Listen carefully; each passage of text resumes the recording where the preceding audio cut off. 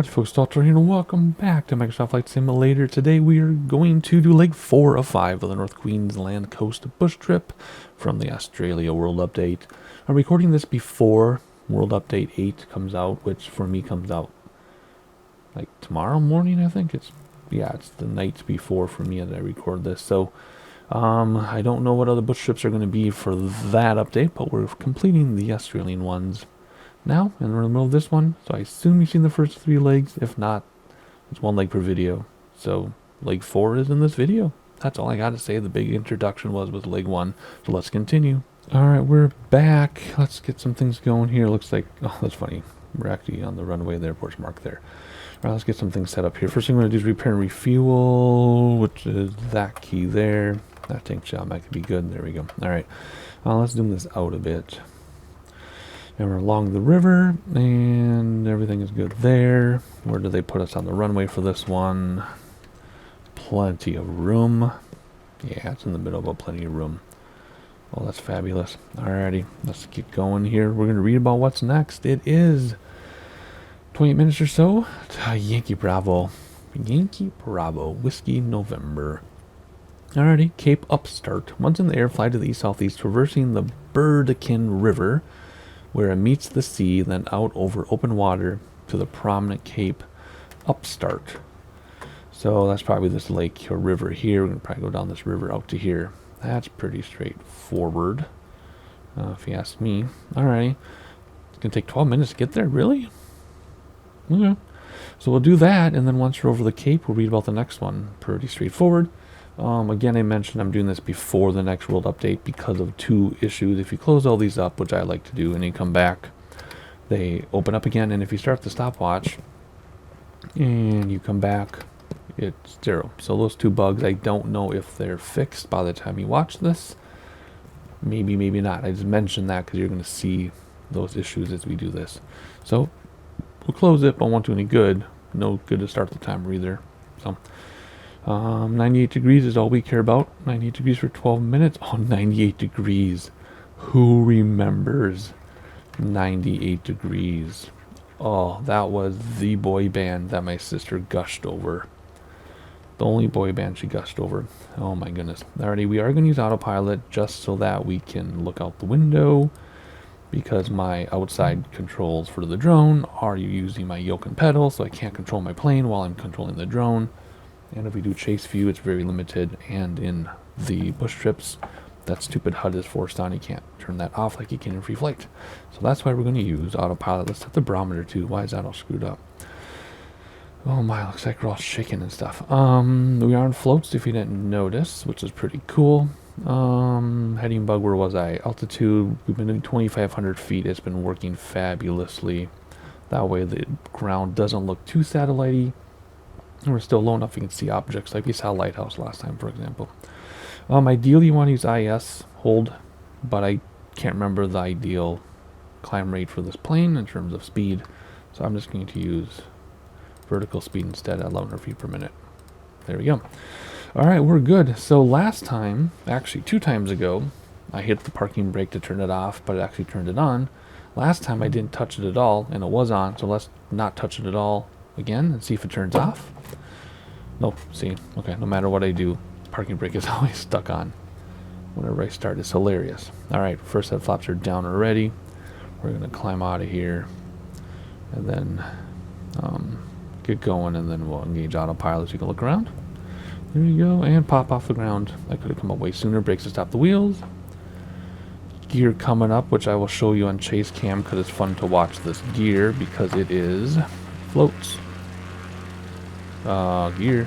Thank you. I did the wrong button. Flaps in already because that was the button I hit. Alright, awesome. I think the front wheels do something too, don't they? Yep. Look at that. That's so cool. Alrighty, hop inside and fly a plane. Let's turn to the left. And we'll hand fly this for a moment and then we'll engage autopilot. If I were not making content, if I were flying this on my own, I would probably hand fly most, if not all, of this stuff. But it's too difficult to make interesting content because we would be in the cockpit the whole time and not be talking the whole time. So that's why we use autopilot. So we can sightsee. Alrighty, whoa, dizzy. Alright, here we go. We're headed over the river towards the water. Let's engage autopilot. Should be a pretty smooth handoff. And you can't even tell. Good. Alrighty, it said 11 minutes, huh? So that means, that's all I got to say for this. 11 minutes of sightseeing. Edited down, of course, for you all, but you don't miss anything visually. I'm going to change laundry and give you some sightseeing. I'll be back in a moment.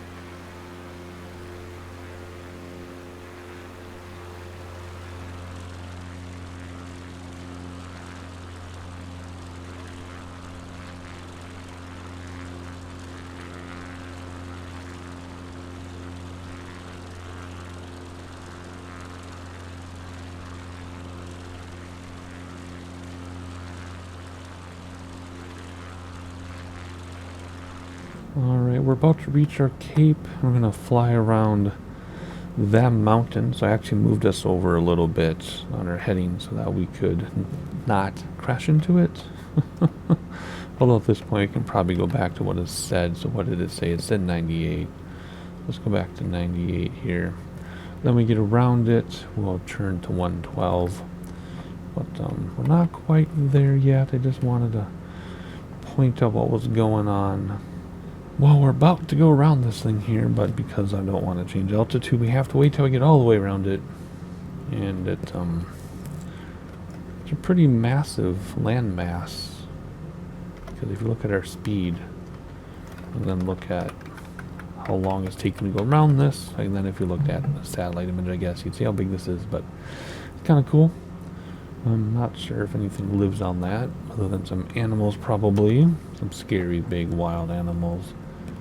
Look at this, the clouds do not look like Minecraft clouds anymore. I guess that's good, but I enjoyed the Minecraft cloud look. Oh, we even have cup holders. Oh, that's kind of cool. Is this a single? Oops, won't let you go backwards all the way. Oh, it's a double. You just can't go back there, I don't think. No, sometimes you can if you can get up and around it. Nope, not in this one. Alright, are we ready to turn yet? Not quite, but when we are ready to turn, we're going to turn 112 degrees, fly out over open water. That's what we're about to do. To Abbott Point, which is the home to the North Queensland Export Terminal, the most northerly deepwater coal port in Australia. Alright, cool. So 112 degrees. And then looking for a coal port. Not sure I'll be able to recognize that, but we'll look for it. Since we're going over open water and it's a point 10 minutes away, I'm sure it's this right here. So we should look for some big boats. And then, there you go. Yeah, right there. Then after that, well, we'll read about that when we get to that thing. So here you go, 112 degrees now. 112. Whoops. Come on, we're only turning that much? Huh. Okay, I guess that's okay. I might bring us closer to shore, just because it'll be way more interesting. But for right now, let's enjoy this, and I'll see you at the point.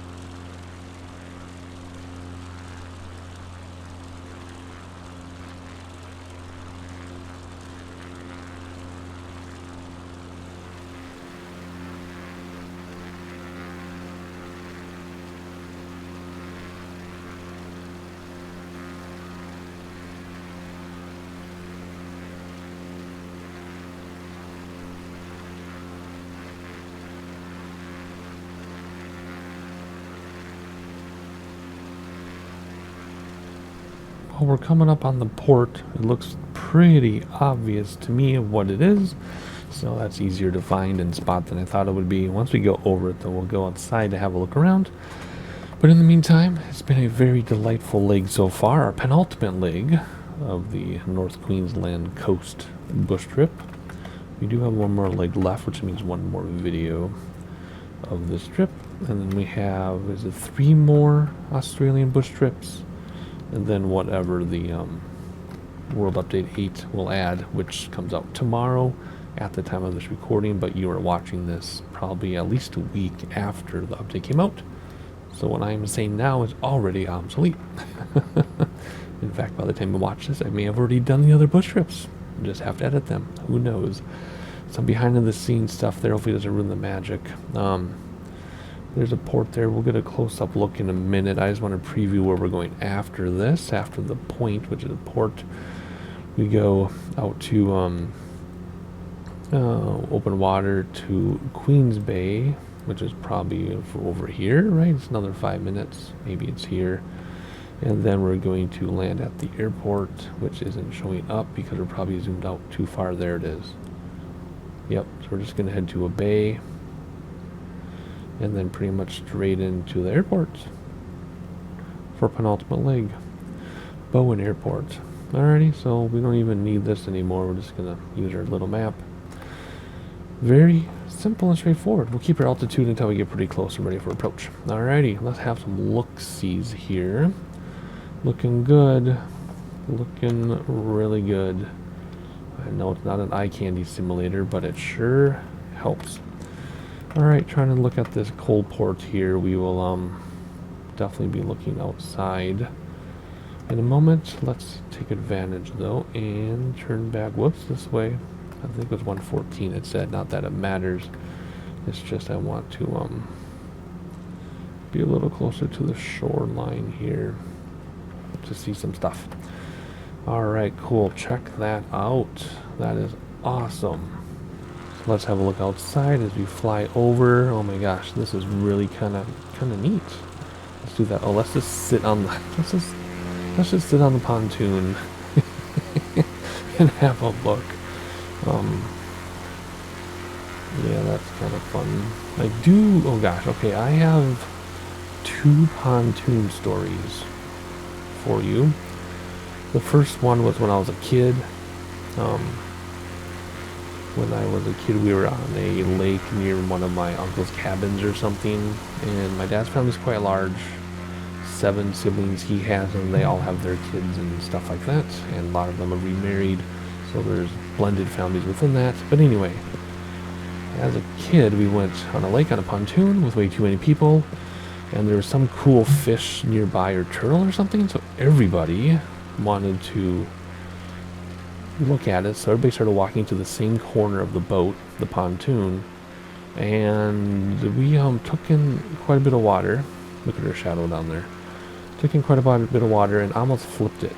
Like, I know you're like, how do you flip a pontoon? But when he got my dad's family, we're all tall, skinny people, but my dad's family, they were all bigger, all of them. So there was probably well over 1,000, maybe even 2,000 pounds on the boat, which is too much. But then you get that all in one corner, and yeah, took in water. A couple people fell in. That was pretty dramatic. The other pontoon story is a groaner, so that's your groaning warning. Quite a while ago, I guess, not too long ago, but we were on vacation with my wife's family. We all go together. It's like 9-10 people. No, 10? No. Gosh, we're up like 15 people now. We're all on a pontoon, and it was super hot. It was one of those days where it's like really cold in the morning, then it got to be super hot. And we were watching two people fish. It was really boring. And I decided to skinny dip off the pontoon in front of like 15 people. And most of them cheered and applauded, but a few were kind of freaked out. Whatever. So anyway, the reason I'm telling that story is because like we started drifting close to shore. I was like swimming next to the pontoon. I'm a pretty strong swimmer, believe it or not. Well, I used to be until a health issue, but so I was swimming next to the pontoon. It was like coasting to the shore, and there were a bunch of people, so I'm like, I better get in the boat so I don't get in trouble. And I really couldn't get back into the pontoon. The waves were too much. So somehow I struggled back into the boat. It was absolutely exhausting. So then I just laid on the front of the boat to dry off and recover from like 20 minutes trying to climb into the boat. People tried to help lift me in, but it was too slippery and stuff. But anyway, those are my pontoon stories. For those of you who come here for story time, I've been promising you more story time because that's why a lot of you are here. And I haven't been telling stories. So there we go. Those are my two stories for this video. Let's turn now towards our airport. And then hopefully we'll be able to, oh, come on, mouse wheel. I should just grab this. Can I grab it? I can. I'll just grab it then. There we go. Whoa, except it goes kind of crazy when you grab it. Anyway, let's turn toward, oh geez, that's pretty dramatic. Let's turn towards the airport. Hopefully we'll get a visual of it here. And then we'll come in for landing. Yeah, that was way too much because the hand grabbing thing was kind of crazy. Let's split the difference here. There we go. Thank you very much. And okay, so this would be like one of the instrument approaches. Interesting. But we're going to do our own thing. So, do we see an airport out here? I'm guessing it's right here. What does it look like on the visual? Yeah, that could be it. No, it's not this, is it? Wait a second. Is it before the water? After the river? Oh, it is. It's after the river, before the water. Oh, that's it right there. Oh, okay. When you're up 2,500 feet, you can see well, but it kind of throws off how far away things are. Right, trim down, please. It always does that to me. Oh my gosh. Come on, trim down. Thank you. Alright, we're going to line up for that, assuming that's it.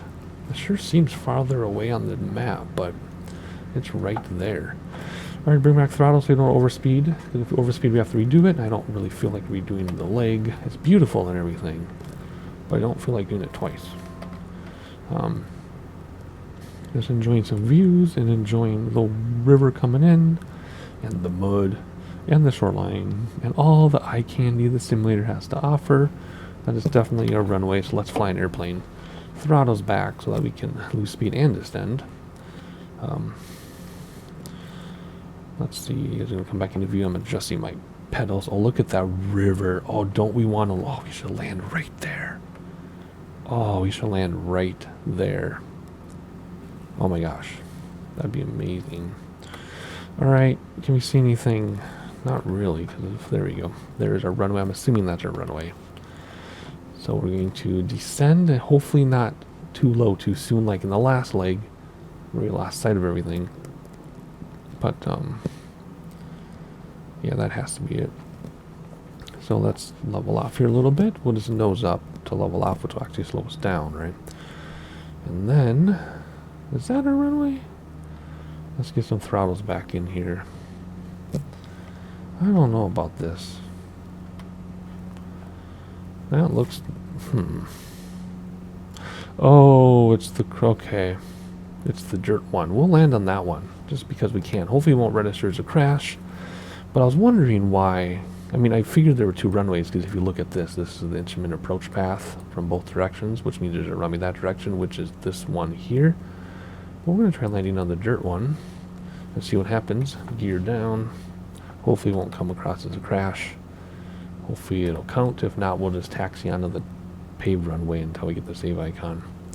I know how to play that part of the game. I'm calling it a game, not the simulator a game, but having to do it that way, right? Like when you argue with somebody, I don't want to play their game, right? I'm not calling the simulator a game. Alrighty, let's get first set. Well, let's lose some speed first. I was too busy concentrating on maybe changing to the paved runway, but we're not going to. Look at that water as we go over it. Look at the... Oh my gosh. How do they do that? How do they simulate shallow water? Wow. First set of flaps. Down already. Cars just rendered in. Second set of flaps. And... props forward a little bit of throttle here just to get over this threshold. I don't want to lose too much speed and stall until we're closer to the ground. Then we can tease the stall horn, that's fine. We might touch base on the threshold. No, we're good.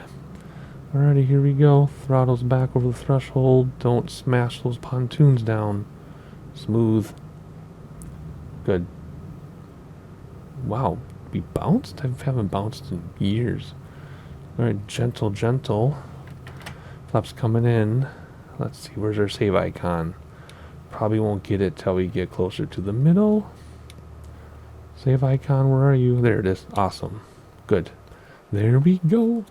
It's 8 minutes longer than it's supposed to, of course, but it doesn't matter. So there we go. You know the drill. One like per video, so like, subscribe, so you can see the dramatic, hopefully it's not dramatic, conclusion to the bush trip. I'll see you then.